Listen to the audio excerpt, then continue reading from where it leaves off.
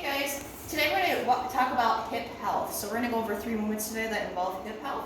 That'll help you if you have any lower back problems, or let's say if you had the sides of your hips are kind of tight. This will help loosen up any of those muscles that are trying to take over to stabilize, or like let's say if you're sitting all day, the hip flexor likes to turn off, so we're going to try to get that to lengthen and also to get all the muscles around it to turn off so that muscle or that lengthening of that muscle can turn back on and work properly to help you stabilize your hips. So we're going to go over the hip flexor stretch. We're going to do a standing and floor one. We're also going to do a pigeon stretch, and we're also going to go over a 90-90 stretch as well as a regression. It's called the supine 90-90. So let's go ahead and get into that. Right now we're going to start off with the hip flexor stretch. One.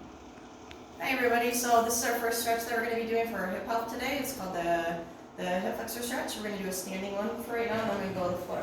So I'm going to get my feet about shoulder width apart. I want to make sure my feet are nice and straight on. I'm going to use this chair as a support. You can use a chair. You can also use a wall if you need to as well. If you don't need a chair, you don't have to use it. I'm just going to go ahead and use this as a part of my demo.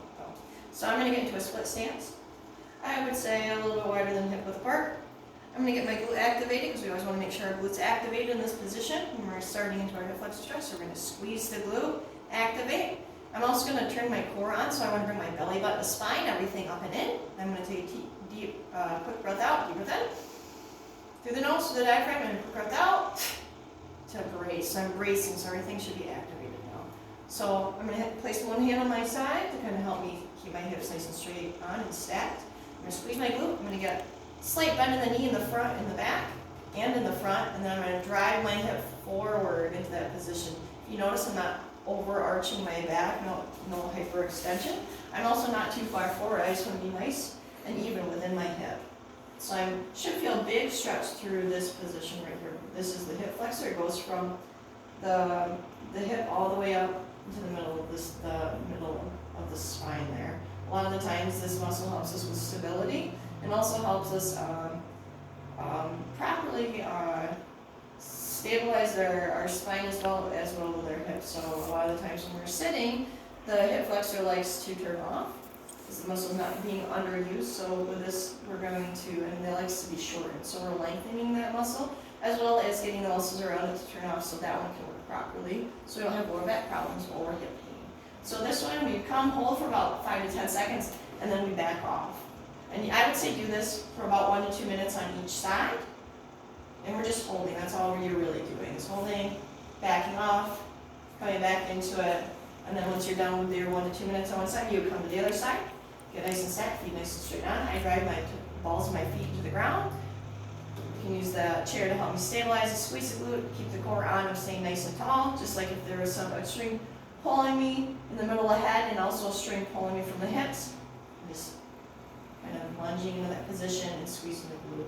Like so. Make sure you keep breathing, don't hold your breath with any position ever. So the floor one, so it's about the same, but we're just getting into that half kneeling position. We're going to make sure I'm nice and tall. If you still want to use support, you may. For this one, I'm going to squeeze my glute and lean forward into it, staying nice and upright. I'm not overextending. I'm not leaning too far forward, I'm still just like nice and even in the middle. So I'm squeezing, keeping my glute on, and then I'm going to back off from that position. Let's go ahead and show you from the other side. Good setup. See how my hip is lined up with my knee. I'm squeezing my glutes, keeping everything on, and locking that in. Quick breath out, and then I'm leaning into this position. I should feel a really big stretch in this portion of my body. Hold, hold, hold, and then back off. So the next stretch that we're going to be doing is called the pigeon stretch. So this one you can do a couple different variations of this one as well. This one's a little bit more active on the floor. If you have a hard time with your knees, I'll show you a different approach to this pigeon stretch as well. So we're going to go ahead and get on all fours, and then I'm going to bring one leg forward, just like so. I'm going to get set up. You can actually hold this position for about 30 seconds, kind of let your hips loosen up a little bit more if you're still trying to slowly get warmed up. And then what I'm going to do is I'm going to angle my foot outwards. And when I think about it as I get this set up, I line it up with my belly button. So my belly button should be right in the middle of my body, and my knee should be flaring out. So this position is the pigeon position. The back of my foot long length. My leg, I'm squeezing my glutes and keeping everything nice and tight. I'm also going in this position, I'm going to hold, but I also want to stay active because I don't ever want to do a whole lot of static movements before we get into a workout. So I'm going to oscillate. So I'm oscillating my hip. Oh, I need a front view on this. So I'm oscillating through this hip, squeezing my glutes, still keeping my core nice and tight. If you want, you can put your hands in the front while you're oscillating. You can put your hand on the top of your foot. So I'm just doing a little circular motions to kind of get that hip capsule loosened up and get the femur centralized in that hip. And then I'm going to go the other way. So I'm going to do forward and back. And then I'm going to do about 15 to 20 of oscillations each way. And then what I'm also going to do, I'm going to look over my shoulder to kind of get more movement. So I'm going to oscillate, look over my shoulder 10 to 20 times. With the oscillation, both ways. And then I'm going to also look away and push, actively push away. I'm trying to lubricate and also get some movement in our hip capsule as well that we're not used to getting. So I'm oscillating, moving away.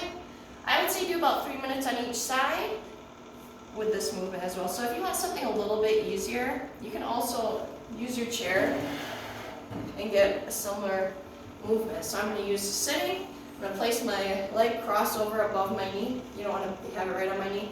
I'm going to go ahead and sit, kind of move a little bit because we want oscillation. So I'm oscillating the hip capsule and I'm going to look away, oscillate. I'm going to push myself away from it. I'm using the chair to kind of help me support. Moving away from it, oscillating.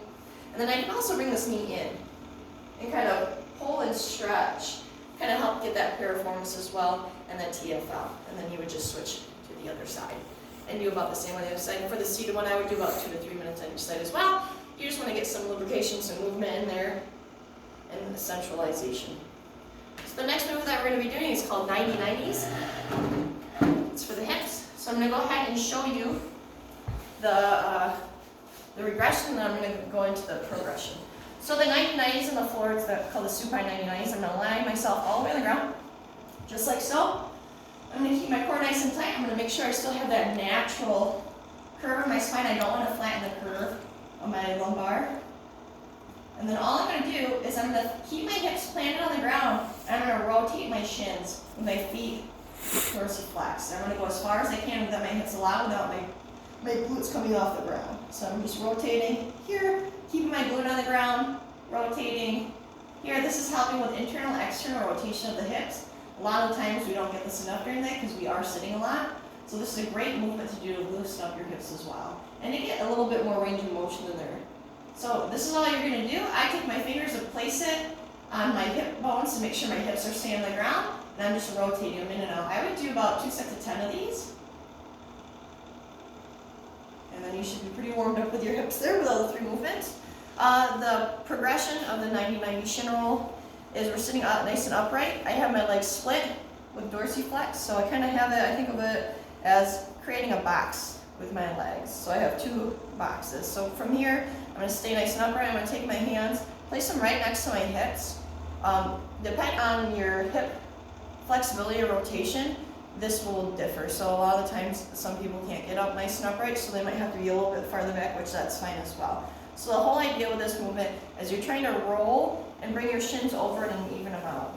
So we're squeezing the glutes once we get to this position, nice and tall, sitting as tall as we can, and then we're rotating through and coming back to the other side. Squeeze the glute, we're looking towards this. If you need a little bit extra too, you can come down. And this will kind of open up those hips as well. And it'll help lengthen any tissues that are tight. So we come up, rotate, come down again, I think I'll bring my nose to the floor, and then coming up. So these are just the 90-90 shin rolls. This is really good for creating internal and external rotation of the hips. So those are the 3 hip health subjects that we went over today. If you guys have any questions, comments, concerns, please let me know. Or if you'd like to have any suggestions for the next body health subject that we would like to do for next week, just let me know. Thank you very much.